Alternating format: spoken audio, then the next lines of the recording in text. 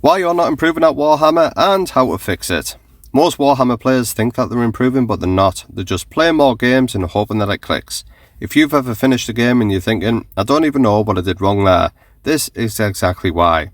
Welcome to Engigeek Games, where we break down Warhammer with clear thinking, not guesswork. So let's dive into it. Your first problem is playing without intent.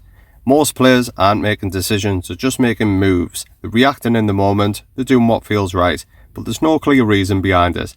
And it usually shows up in situations like this. You move a unit up the board to take a shot, you get the kill, feels like solid play. But what you've actually done is leave that unit exposed, and it gets removed next turn, and now you've lost board control for something that didn't really matter.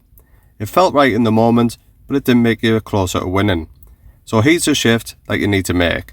Before you move anything, pause and ask yourself, what does this actually do for my win condition? Is it scoring? Is it denying? Is it setting up the next turn? And if it's not doing one of those, it's probably not the right player. Second problem, blaming dice instead of the decisions. And this one is very easy to fall into. Something goes wrong, a roll fails, and that becomes the reason for the loss.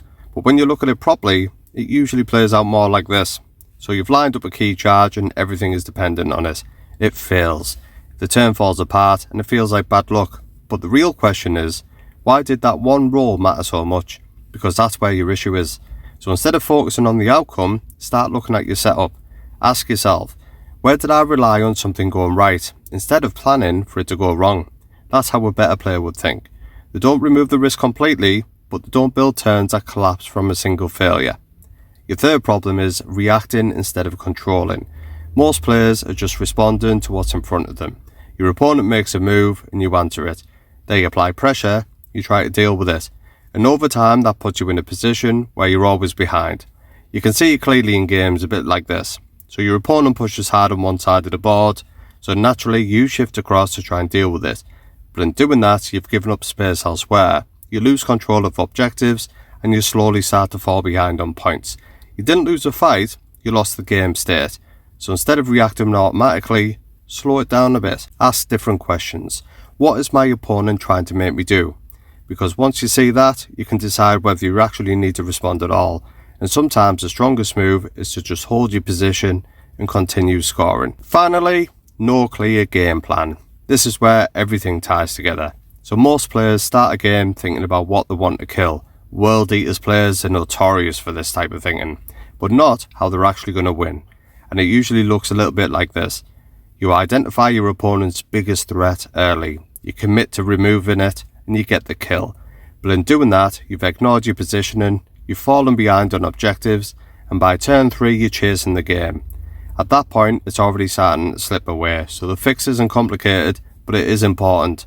At the start of every game, take a step back and define this. How do I win this over 5 turns? Where are your points going to come from? Where do you need to control? And what actually matters? Because once that's clear, every decision will become easier. Everything that we talk about on here is built on principles so that you can easily apply it to any army in any game. Because improving at Warhammer isn't about just copying people's moves, it's about understanding decisions. And this is the difference. Average players play what's in front of them, and better players play the game. If you want to improve at Warhammer, not just play more games, make sure you subscribe to Engigeek Games, because once you fix your thinking, you stop hoping to win and you start expecting to win.